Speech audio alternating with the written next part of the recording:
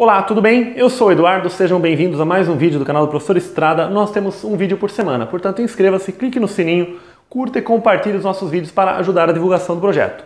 Pessoal, estamos hoje com a nossa aula 232 do nosso curso de Matemática Básica, trabalhando aí no momento com geometria plana.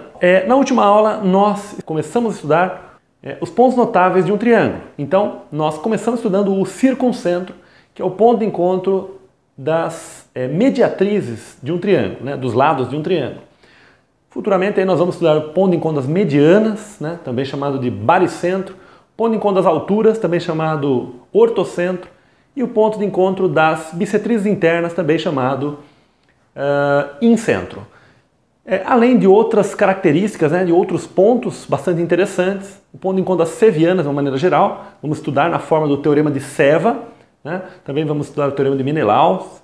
Enfim, nós vamos nos aprofundando aí nessa parte da geometria plana que é muito interessante, muito rica, né, em detalhes. Mas é o seguinte, a aula de hoje, na verdade, nós não vamos entrar ainda em outro ponto notável. Na realidade, nós vamos utilizar este ponto notável que nós estudamos na última aula, que é o circuncentro, o ponto de encontro das mediatrizes, que corresponde ao centro da circunferência circunscrita ao triângulo, né? Então nós temos aqui um triângulo. Então nós traçamos em cada lado a mediatriz, né? Tomamos o ponto médio em cada lado, ponto médio em cada lado, e em cada lado nós traçamos a reta que passa por aquele ponto médio, né? Ó, este lado iguais formando 90 graus. Então nós temos 90 graus e aqui 90 graus. Vai ser no mesmo ponto, né? As três vão se cruzar num único ponto. E aí nós, a partir deste ponto, nós abrimos o compasso, né, e traçamos aqui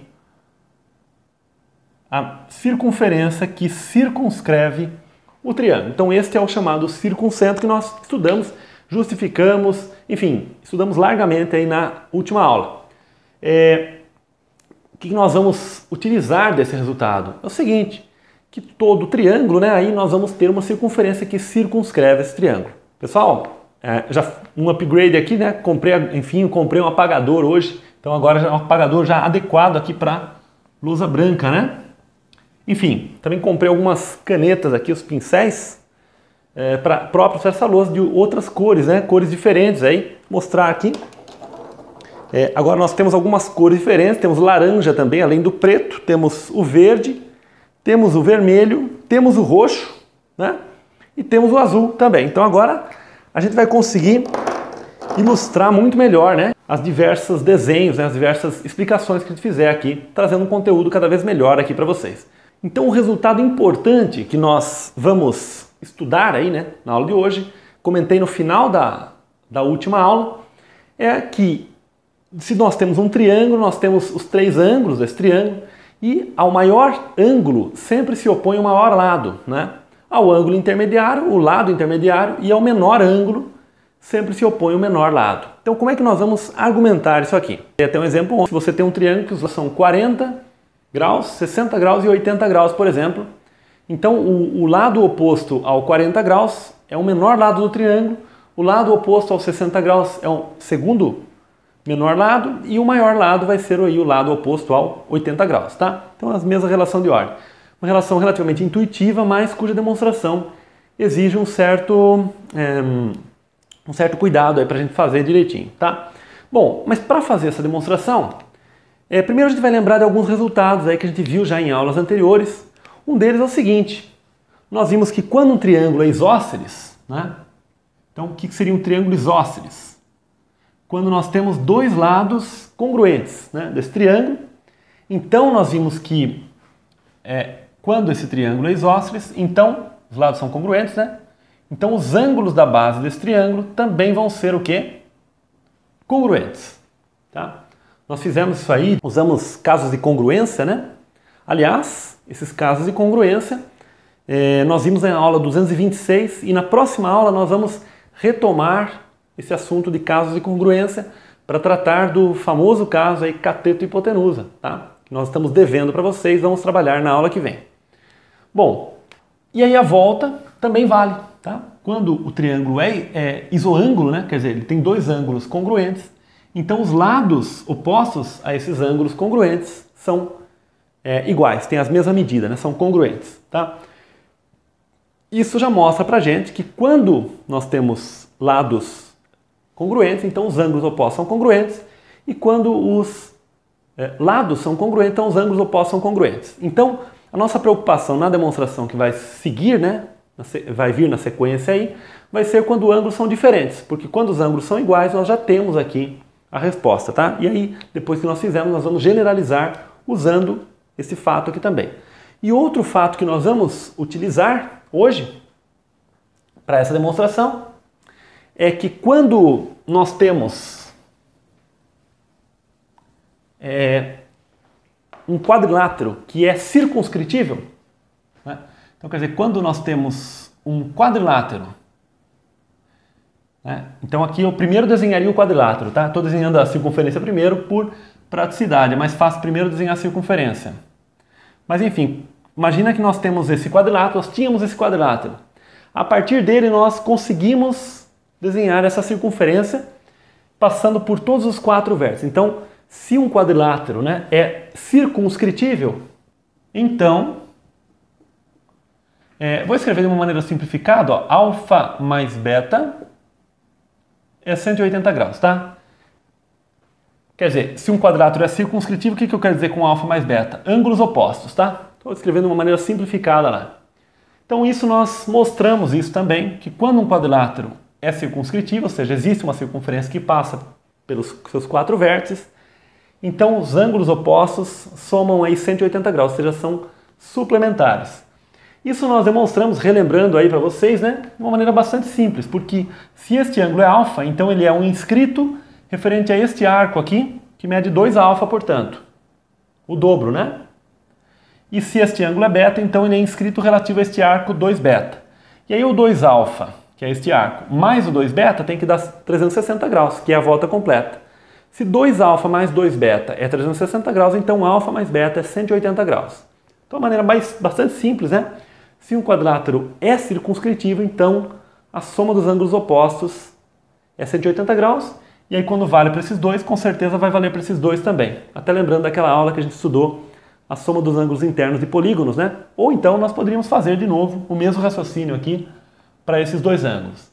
Agora, uma coisa interessante aqui é que esse resultado vale também a recíproca, tá certo?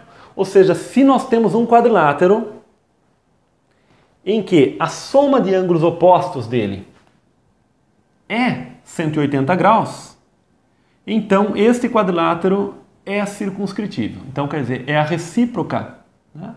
A volta, né, desse resultado. Então, podemos dizer, né, um quadrilátero ele é circunscritível se e somente se a soma dos ângulos opostos é 180 graus. Agora, para argumentar esta volta, a gente não fez isso na aula que nós apresentamos esse resultado. Eu vou colocar aqui um card, inclusive, da aula que nós apresentamos esse resultado, caso vocês queiram aí relembrar isso aqui. Mas, enfim, nós não argumentamos naquela oportunidade a volta, ou seja, se nós temos esse quadrilátero, nós não sabemos ainda se ele é circunscritível. Ele seria, porque eu acabei de apagar a circunferência, mas digamos que nós não sabemos ainda. Mas nós sabemos que esses dois ângulos opostos aqui, a soma deles é 180 graus, certo? Então eu quero mostrar que a partir daí nós podemos concluir que ele é sim circunscritível. Então vamos imaginar um quadrilátero, né, cuja soma dos ângulos opostos seja alfa mais beta aqui, né, igual a 180 graus. Então a gente quer mostrar que isso implica que ele é circunscritível, tá? Então a gente quer mostrar isso aqui, por isso eu coloquei uma interrogação ali. Mas é verdade, né? Já coloquei o resultado para vocês aqui. No entanto, é o seguinte, né? Vamos imaginar que ele não seja circunscritível. Vamos imaginar que a soma dos ângulos é 180 graus, mas ele não é circunscritível, né? Isso se chama argumento por contradição. Quer dizer, eu quero mostrar que A implica B. Então eu suponho que eu suponho a negação da minha tese, né? Eu suponho não B. E aí eu vou chegar em alguma contradição, ou com o A ou com alguma outra área aí da geometria, da matemática. Portanto, não vai restar alternativa senão supor que a minha tese realmente é verdadeira. Quer dizer, eu quero mostrar que ele é circunscritível, vou supor que ele não é circunscritível. E aí, de alguma forma, eu vou chegar a alguma contradição e, portanto, eu vou concluir que, de fato, ele tem que ser circunscritível, partindo aí de alfa mais beta, 180 graus, tá? Agora, se eu tenho essa situação, eu tenho duas possibilidades. Tá? Vou usar a caneta vermelha aqui agora. Eu tenho ou essa possibilidade, eu vou pensar, né? Na verdade, eu vou pensar nesse triângulo ABC, tá? Então, nós já vimos que um triângulo, ele possui o circuncentro. Isso nós estudamos na aula passada. Olha só. Então, esse triângulo possui o circuncentro. Então, eu consigo desenhar uma circunferência que circunscreve esse triângulo. Então, eu consigo encontrar essa circunferência aqui, ó. Certo? No entanto, é o seguinte, como eu quero mostrar, como eu quero negar o fato dele ser circunscritível, eu vou supor que ele não é circunscritível. Então, eu tenho esta possibilidade, olha só. Vamos imaginar que nós temos essa possibilidade, ou seja, aqui não encontrou. Ou eu tenho esta outra possibilidade aqui, né? Fazer aqui um outro desenho. Vou exagerar um pouco aqui, ó, alfa, beta, né? Ou então eu tenho esta possibilidade aqui, né? Dentro da mesma reta aqui, né? Pensando no mesmo triângulo pensando no mesmo triângulo ABC, eu tenho esta possibilidade da circunferência que circunscreve esse triângulo, mas passa por fora aqui, né? Eu tenho essas duas possibilidades. Então, supondo aí que o fato de alfa mais beta ser 180 graus não implique, né, que seja circunscritível, ou seja, supondo que o quadrilátero não é circunscritível, veja que esse ponto aqui está fora, vamos ver o que a gente vai concluir aí. Bom, essa situação aqui, olha o que acontece. Eu vou prolongar aqui, e vou puxar isso aqui, né? Então eu prolonguei até um ponto que eu vou chamar aqui de D, certo? No entanto, o que acontece? Quando a gente pega esse ponto D aqui, surgiu para mim aqui um ângulo que eu vou chamar de beta'.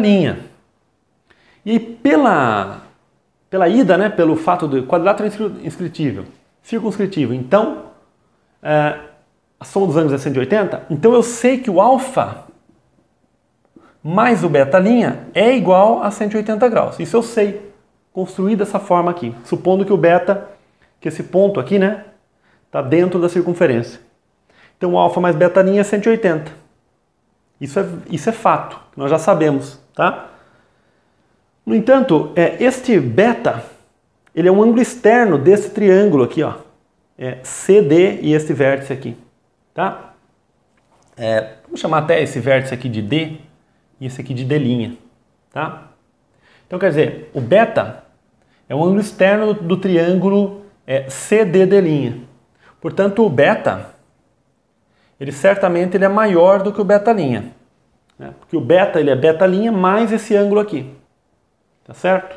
Ora, mas se beta é maior do que beta', então, portanto, né, alfa mais beta vai ser maior do que 180 graus. Porque se alfa mais beta' é 180 graus e beta é maior do que beta', então alfa mais beta é maior do que 180 graus.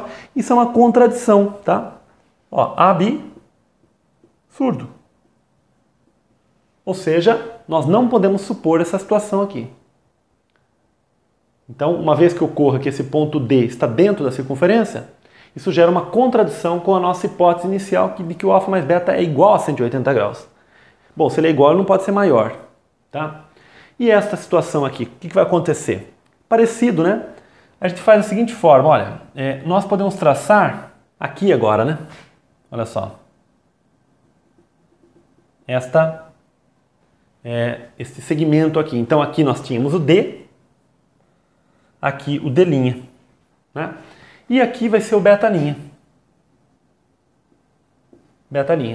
Tá?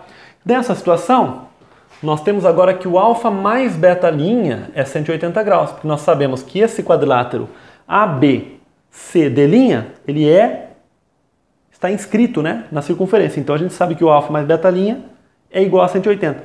No entanto, nessa situação, o beta' é maior do que o beta, porque o beta' é externo, né, ângulo externo do triângulo BDD'. Então o beta' nessa situação, ele é maior do que o beta. Aqui ele era menor, né, do que o beta. Bom, se alfa mais beta' é maior do que o beta, então alfa mais beta nessa situação vai ser menor do que 180 graus. Outra contradição, porque a gente supôs por hipótese aqui, ó, que o alfa mais beta é igual a 180 graus. Portanto, as duas possibilidades em que a gente supôs que o quadrilátero não fosse circunscritível, deram contradição, tá certo? Então aqui também gerou um absurdo. Portanto, não resta alternativa senão admitir que de fato o quadrilátero é circunscritível. Então agora a gente já sabe, né, que se um quadrilátero é circunscritível, então a soma dos ângulos opostos é 180 graus, e se a soma dos ângulos opostos é 180 graus, então ele é circunscritível, tá? Então essa volta a gente tinha ficado devendo aí em aulas anteriores. Bom, agora sim estamos em condições de demonstrar aí o fato mais importante da aula de hoje, que é o seguinte: se nós temos um triângulo, né, o caso de ângulos iguais já não nos interessa mais, né? Um ângulo alfa, por exemplo, de medida alfa, e um outro ângulo de medida beta, e nós temos aqui que o alfa é menor do que o beta, né? Nós queremos mostrar que isso implica,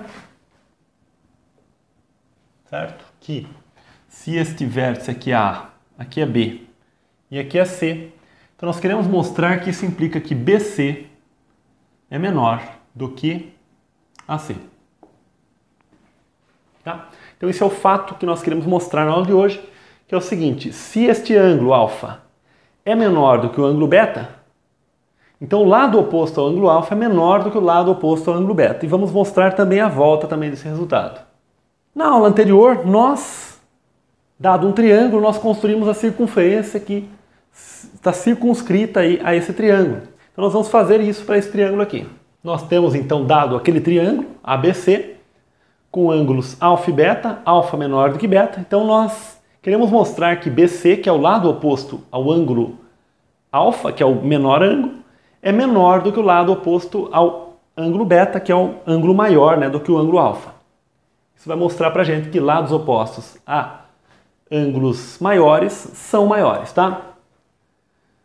Ok. Bom, se esse alfa é menor do que o ângulo beta, existe um axioma na geometria que é, digamos, relativamente intuitivo, que diz o seguinte, que nós podemos fazer o transporte de ângulos, né? Então esse ângulo alfa, nós podemos transportá-lo para cá. Eu posso fazer isso aqui, ó. Eu posso traçar isso aqui de tal maneira que este ângulo alfa, ele vem para cá. Isso aqui é relativamente intuitivo, porque, por exemplo, vamos imaginar que esse ângulo alfa aqui seja 40 graus e que esse ângulo beta seja 50 graus. Então eu posso, com certeza, 40 graus aqui, traçar exatamente 40 graus aqui, e aí ficou 10 para cá, né? Então, quer dizer, o ângulo menor eu consigo encaixar no ângulo maior. Apesar de ser uma relação, um resultado relativamente intuitivo, né? A gente precisa... Ele é colocado na forma de um axioma, na verdade, esse resultado. Bom, aí eu vou traçar isso aqui. Eu vou traçar esta corda aqui. Certo? Traço essa corda. Para ficar didático aqui, né? Vou fazer o seguinte. Eu vou pegar também este lado e este. Olha só. E vou fazer de verde aqui, ó. Fazer de verde. Olha só. Então ficou com esta situação aqui. Este lado, esse ângulo, esse ponto C aqui, vou jogar para cá. Aqui ficou com ponto D aqui, por exemplo. Então, na verdade, transportando esse ângulo alfa para cá, este arco AD aqui, ele se torna igual ao arco BC, tá? Porque o ângulo é o mesmo, né? O ângulo alfa, então ele está correspondendo a esse arco AD, e esse ângulo alfa ao arco BC. Então a medida, né, do arco BC é igual à medida do arco AD. Então nós temos dois triângulos aqui que eu gostaria que vocês dessem se focassem, né, focassem nesses triângulos. O triângulo ABC, né, que eu vou colocar aqui, ó, triângulo ABC, e o triângulo BAD, tá? O porquê de eu escrever dessa forma cada triângulo, depois eu explico, né? Mas por que eu queria que vocês observassem isso aqui? Esse lado AB, ele é comum, esses dois triângulos aí. Esse triângulo verde aqui, ó. E este ângulo azul aqui, eles são ângulos congruentes. Por quê? Porque são ângulos inscritos relativos a esse mesmo arco AB aqui. Tá certo? Então, olha só, talvez fique mais fácil eu desenhar separadamente. Então, esse triângulo ABC eu tenho ele aqui, ó. E o triângulo BAD eu tenho ele aqui. Eu quero mostrar que esses triângulos são congruentes. Então, este ângulo aqui, de baixo, você acabou de ver que ele é congruente a este aqui. Esse lado AB, ele é comum, ele aparece nesse triângulo e aparece nesse triângulo aqui. Tá certo? E este ângulo aqui em cima é o ângulo alfa. Alfa, né? Vou colocar dois risquinhos aqui para o alfa. Ele aparece aqui também. Tá?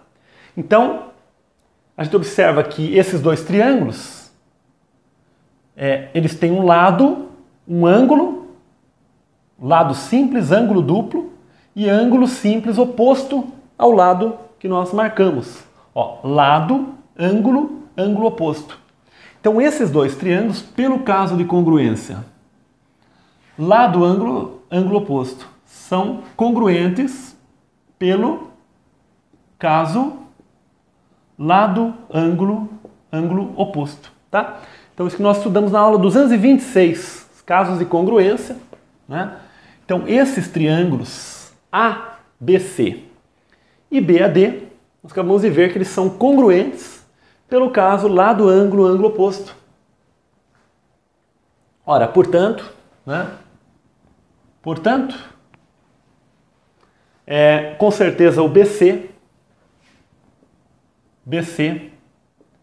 ele é igual ao AD, tá? Então nós já acabamos de observar aqui que este BC aqui, olha só, ele é congruente ao AD. Ao AD, certo? Então, através da conclusão de que os triângulos são congruentes, nós podemos concluir aqui que esta corda BC ela é congruente a essa corda AD. No fundo, o que nós acabamos de argumentar, de uma certa forma, é que arcos, né, congruentes, a arcos congruentes correspondem cordas congruentes, né? Mas o que nós queremos mostrar é que se os arcos a arcos maiores correspondem cordas maiores, né? É isso que nós queremos mostrar, que é esse resultado aqui, tá? Nós queremos mostrar que BC é menor do que AC. Então vamos supor, por absurdo, né? Nós queremos, por absurdo, né, que BC, queremos provar que BC é menor do que AC. Então vamos supor por absurdo que BC é na verdade maior ou igual a AC. Ou seja, nós vamos supor o contrário do que nós queremos mostrar. Mas como o BC é igual ao AD, eu vou tirar esse BC daqui e escrever AD, tá? Então, na verdade, o que nós queremos mostrar é que BC é menor do que AC. Mas como BC, a gente acabou de mostrar que ele é igual ao AD, então nós queremos mostrar, na verdade, que AD é menor do que BC. O que está bem razoável pela figura, né? Parece realmente que esse segmento é menor do que esse. Porém, nós vamos supor que o AD, por mais estranho que possa parecer, vamos supor que ele seja maior ou igual do que AC. Bom, uma vez supondo que esse segmento é maior ou igual a esse, nós podemos fazer o seguinte, nós podemos prolongar esse segmento, esse AC, até um certo ponto C', de tal maneira que AC' seja igual a AD. Bom, se nós supomos aqui então, né, que o AD é maior ou igual ao AC, eu posso prolongar esse segmento até eu chegar num C'. Eventualmente pode ser que esse C' seja exatamente igual ao C, né? Que é o caso AD igual a AC. Ó, AD igual a AC. Certo? Mas vamos supor, de uma maneira geral, né? Trabalhando de uma maneira geral, prolongando o segmento aqui. Uma vez tendo prolongado esse segmento, eu vou traçar o seguinte. Eu vou traçar esta linha aqui, esse segmento, aqui, e vou traçar esse segmento aqui, essa corda, né? Esta corda aqui. Ok? Então aqui ficamos com essas duas cordas, esses dois segmentos traçados. Agora nós observamos uma coisa, né? Este alfa, ele é ângulo inscrito referente ao arco AD. Mas esse arco AD ele aparece aqui também. Então esse mesmo alfa aqui, ele aparece aqui, ó. Então aqui também é alfa. Olha só que interessante. Aqui também é alfa. Este alfa, ele é ângulo externo do triângulo CC'D. Então esse alfa, ele é maior do que este ângulo aqui, de baixo.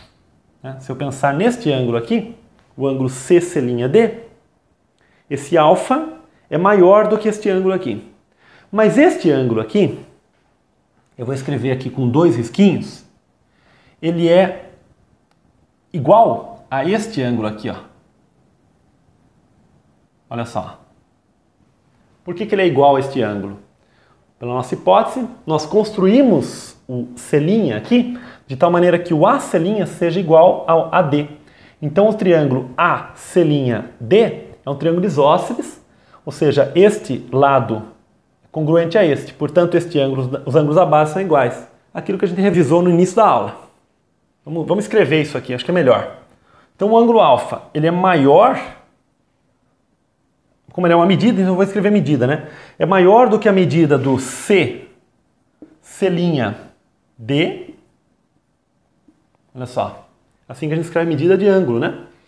É maior do que a medida do C', que é igual à medida do ADC', tá? Por ser isósceles aqui, né? Esse triângulo, tá? Então esse alfa, ele é maior do que este ângulo, que é igual a este aqui. Mas este aqui, eu vou dizer que ele é maior, este aqui, o ADC', eu vou dizer que ele é maior do que o ADC. Ou melhor dizendo, eu vou dizer que ele é maior ou igual. Esse aqui ele é maior ou igual ao ADC. Na verdade, aqui também é maior ou igual, né? Alfa é maior ou igual a este ângulo, que é igual a este ângulo, que é maior ou igual a este ângulo aqui, ó. Quando eu tomo somente até aqui. Até que é o ADC, né? Por que eu usei maior ou igual aqui e aqui, né? Porque pode ser que esse ponto C', como eu já comentei, pode ser que ele coincida com o ponto C. Tá? Então a gente estendeu aqui de uma maneira geral, mas pode ser que ele coincida aqui. Por isso tem que usar esse maior ou igual aqui. Beleza? Ok. Agora vem um detalhe interessante aqui. O ADC, a gente tem que pensar no quadrilátero ADCB. Então o quadrilátero ADCB, ele está inscrito na circunferência. Portanto, o ângulo ADC, este ângulo aqui, mais o ângulo beta, eles somam 180 graus. Portanto, o ângulo ADC, que é este ângulo do quadrilátero, eu vou dizer que ele mais o beta, né? E tudo isso aqui é o beta, tá? Para formar o quadrilátero. que é o ângulo completo do triângulo aqui, ó. Esse é o beta, tá? Então eu vou dizer que o ADC, como o beta mais ele dá 180 graus, então eu vou dizer que ele é 180 graus menos beta, tá? Então eu vou olhar para cá, ó, alfa maior ou igual, aqui, a 180 graus menos beta. Então olhando daqui para o final, eu tenho que alfa é maior ou igual a 180 graus menos beta. Vou escrever de novo aqui, ó, alfa maior ou igual a 180 graus menos beta. Ora, mas isso implica que alfa mais beta é maior ou igual a 180 graus.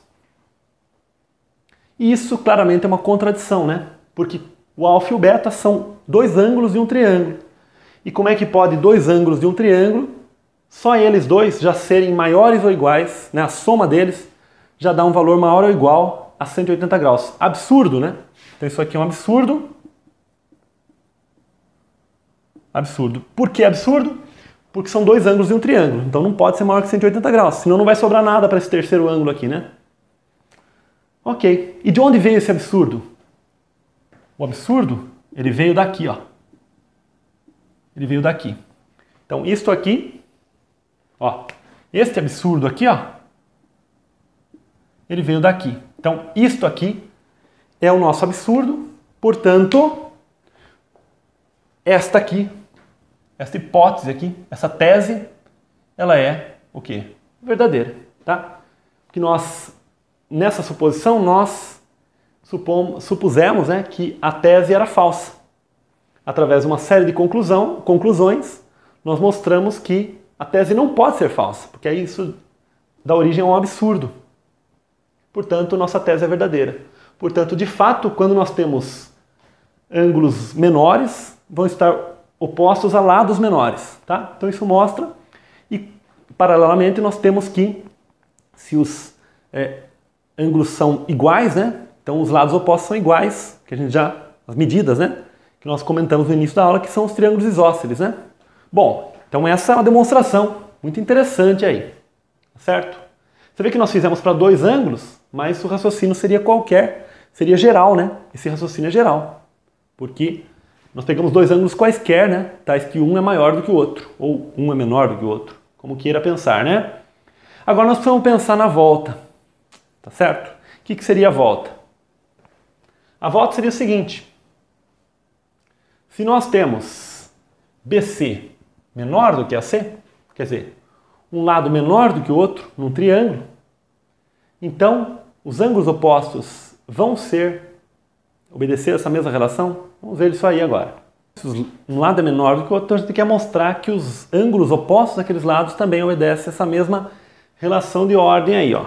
BC menor do que AC, portanto, alfa é menor do que beta. Isso que a gente quer mostrar, tá? Que é exatamente a volta, né? A recíproca do que a gente mostrou agora em relação a ângulos menores implicarem lados menores.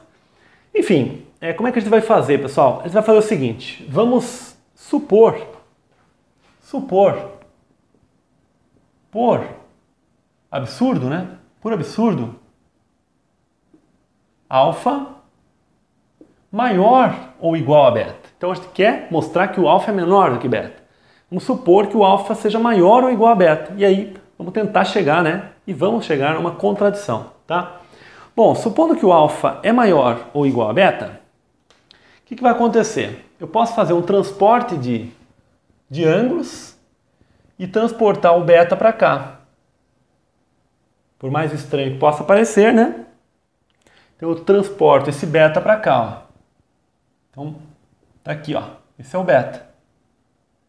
E esse duplo aqui, ó. Esse aqui vai ser o nosso alfa, né? Então, quer dizer, o alfa está sendo suposto maior ou igual a beta. Então eu consigo encaixar o beta dentro do alfa, né? Isso que significa o transporte, né, de ângulos aí, ok? Porque eu estou supondo por absurdo este fato aí, certo? Bom, uma vez que esse ângulo beta está aqui, né, eu posso traçar esse segmento aqui, olha só, esse segmento, um vértice D aqui que apareceu, né? Tá aqui. E pelo mesmo argumento que a gente usou agora há pouco na ida, né? A gente pode mostrar que o triângulo ABD é congruente ao triângulo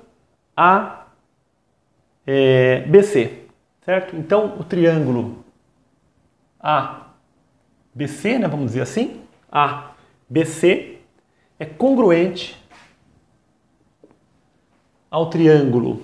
Só para explicar para vocês a questão da ordem, né, que a gente costuma obedecer, o A no triângulo ABC é onde aparece esse ângulo duplo aqui. Neste outro triângulo, o ângulo duplo, aqui você vai ter esse ângulo aqui, ó. Vou marcar com risquinho, vai ser congruente a esse aqui, ó. Tá? Então, no lugar do D, vai corresponder o C, né? O C vai corresponder ao D. Então, o último lá é o D. É D. O beta, no ABC, está no vértice B. E aqui está no vértice A, né? Então, eu coloco aqui A. Então, é BAD, né? BAD. Então, quer dizer, este ângulo aqui, B, é que é o duplo lá, do outro triângulo, né? Mas, enfim, pelo mesmo argumento que a gente acabou de usar, na verdade. Então, esses triângulos são congruentes, né?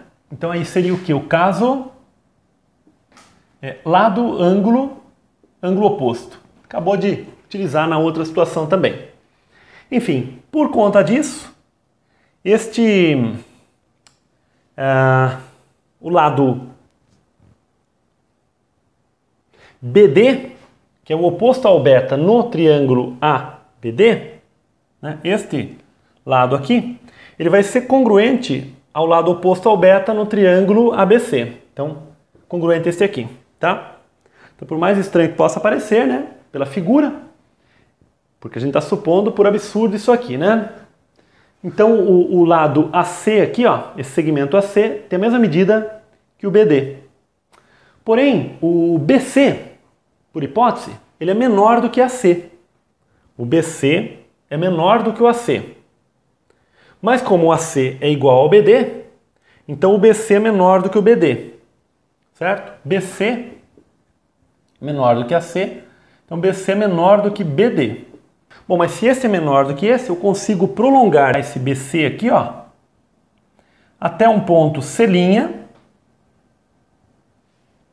de tal maneira que BC' se torne igual a BD. Então eu consigo prolongar isso aqui, certo? Bom, aí eu faço a mesma coisa que eu fiz aquela hora, eu traço esse segmento, olha só, esse segmento aqui, ó, e este aqui, esses dois segmentos. E aí, a ideia é a seguinte, né? Este ângulo beta aqui, ele é correspondente a esta corda, né, esse arco BD. Mas este beta ele aparece aqui também, né? Ó. Este ângulo inscrito, ele é inscrito referente ao mesmo arco BD. Esse beta aparece aqui. Então, vai ser um raciocínio parecido ao que a gente fez agora há pouco. Então, este beta, ele é maior do que este ângulo aqui. Mas como este lado BC' é igual ao BD, então este ângulo é congruente a este aqui. Então, o beta, ele é maior, né? Maior ou igual, na verdade. Porque pode ser que esse beta ele coincida com o próprio alfa, no caso de ser igual aqui, né? Aí a gente vai ter esse D correspondendo ao ângulo C aqui, tá? Então realmente tem que ser maior ou igual aqui. Então, mas é um preciosismo aí. Esse beta é maior ou igual a este ângulo BC'D, medida de BC'D, né? Que é igual a BDC', medida de BDC', né? Este ângulo inteiro aqui, que é maior do que o BDC, que é só essa parte aqui, maior ou igual, né? BDC, né? E aí, como a gente tem um quadrilátero aqui, isto aqui é igual, o quê? A 180 menos alfa.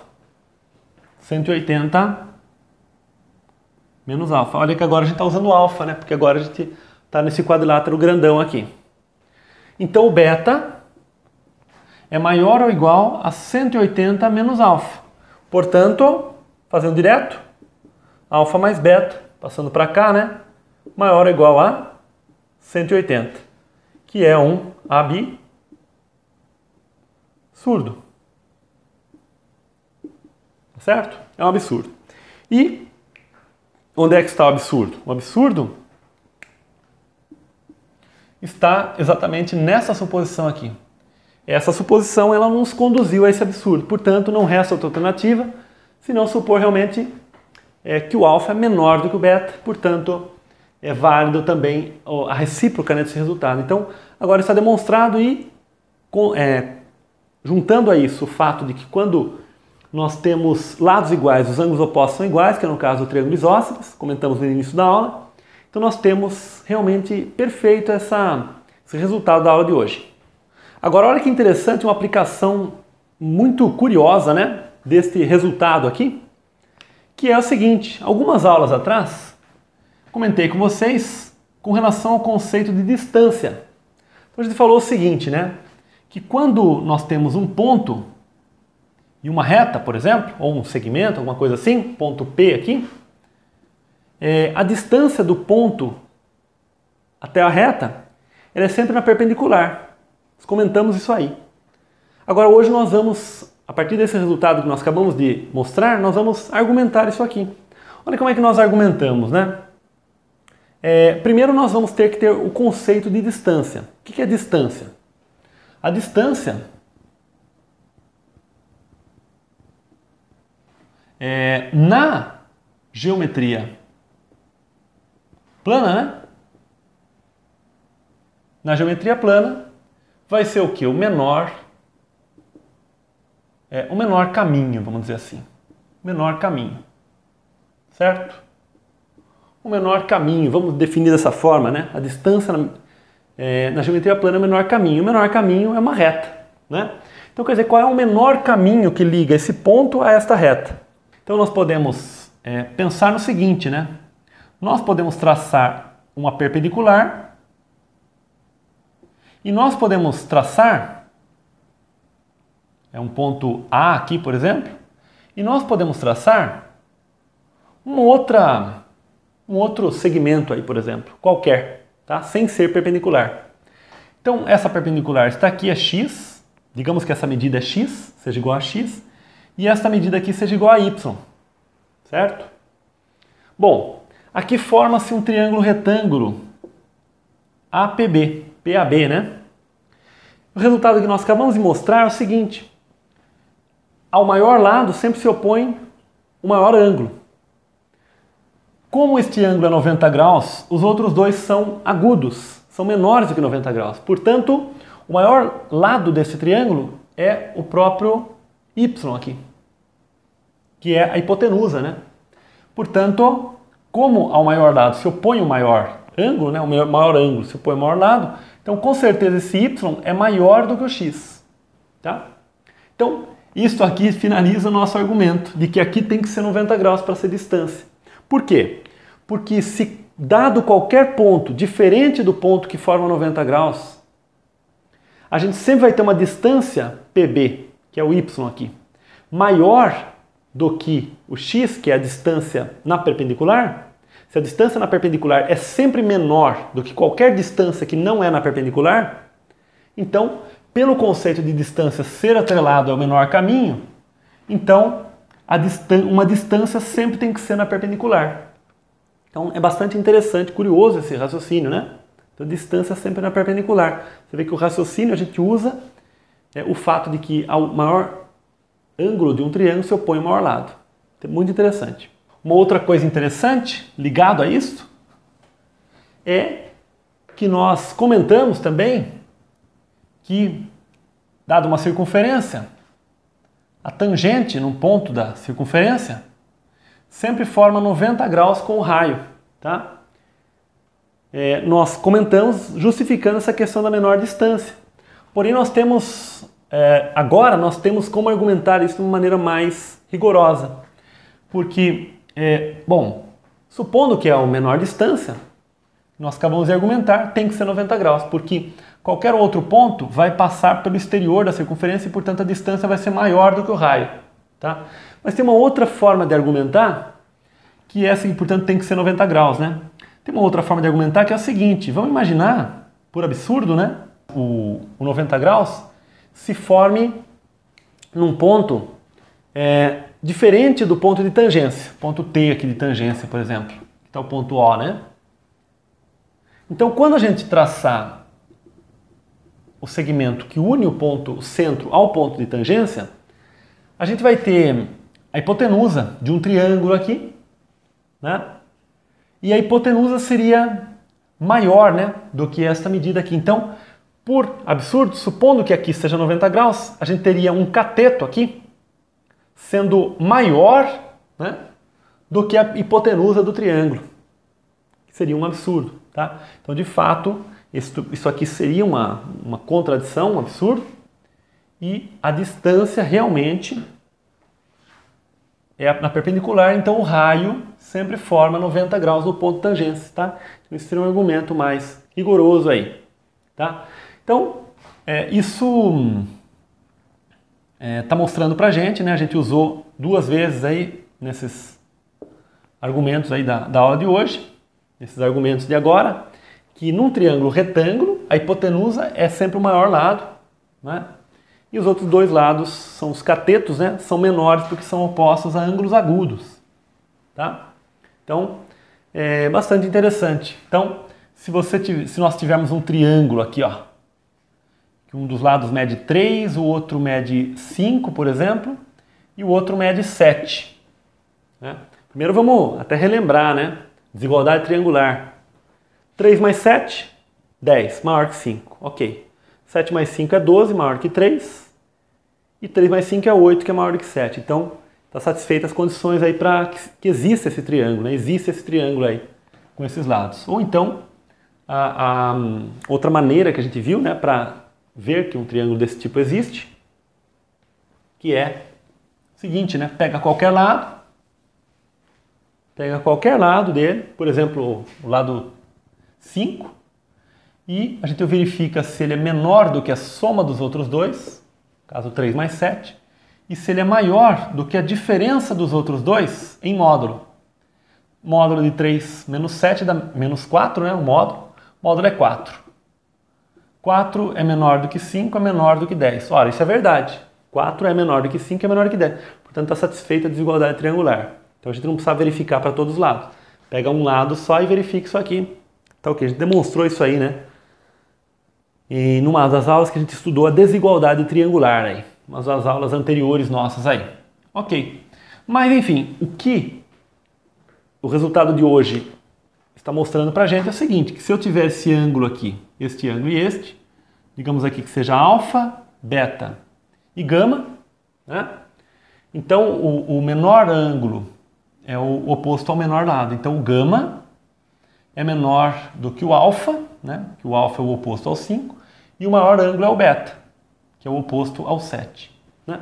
Então isso que a gente mostrou na aula de hoje, a gente concluiu que é verdade isso aqui. E com relação aos ângulos, também dei um exemplo na aula passada para vocês, né? Eventualmente, se nós tivermos triângulos isósceles, por exemplo, em que este lado aqui, por exemplo, é 2, este é 2, e este lado é 5, por exemplo, né? Então existe também esse triângulo, tem problema, né? 2 mais 2 é 4. Esse triângulo já não existe, né? Digamos que aqui seja 3, né? E 5, aí sim. 3 mais 3 é 6, né? Maior que 5. 3 mais 5, 8. Ok, tá bom? Esse triângulo existe. Então, nessa situação, nós temos aqui alfa, beta e gama. Vou chamar de valores diferentes aqui, tá? Letras diferentes aqui. Então nós podemos dizer que o menor ângulo é o beta, que é o oposto ao 3, mas o gama também é oposto ao 3. Então a gente pode dizer assim, ó, que o beta é igual ao gama, porque é um triângulo isósceles, que é menor do que o alfa, né? O alfa é o maior ângulo, certo? E por isso a gente poderia até ter usado apenas a letra beta aqui também, beta, né? E alfa. E para finalizar, o triângulo que tiver os três lados iguais, por exemplo, né? Então olha só, se ele tiver os três lados iguais, o desenho não está legal, mas imagina que aqui é 1, 1 e 1, por exemplo. 1, 1 e 1. Então aqui, alfa, beta e gama. Então nessa situação, todos os lados são iguais, então alfa é igual a beta igual a gama. E aí lembrando que a soma dos ângulos internos de um triângulo é 180 graus, então esses ângulos são todos iguais a 60 graus. Triângulo equilátero, né? E também vai ser equiângulo. E se ele for equiângulo, necessariamente os lados opostos também vão ser iguais, então vai ser equilátero, tá? Se um triângulo é o equiângulo, né? Então ele é equilátero. E com relação a isósceles, a gente fala se um triângulo é isósceles, então ele é isoângulo. Os ângulos da base são iguais. E se ele é isoângulo, então ele é isósceles, né? Mas enfim, pessoal, espero que tenha ficado claro. Um tópico muito interessante, às vezes não é dado tanta ênfase a isso aí, no ensino médio e tal. Mas enfim, como a gente sempre gosta de comentar, né, o nosso curso aqui é um curso que a gente procura ir na raiz aí dos problemas, da raiz dos conceitos, para a gente poder realmente oferecer um material de qualidade para vocês, né, sem, enfim, esconder detalhes. Não, a gente vai mostrar realmente os detalhes que são aquilo que dá o charme, né, especial ali e vai mostrando para vocês o quão coerente, né, é a estrutura e como é construída a matemática. Tá bom, pessoal? Então espero que tenham gostado. Um grande abraço, até o próximo vídeo, tchau!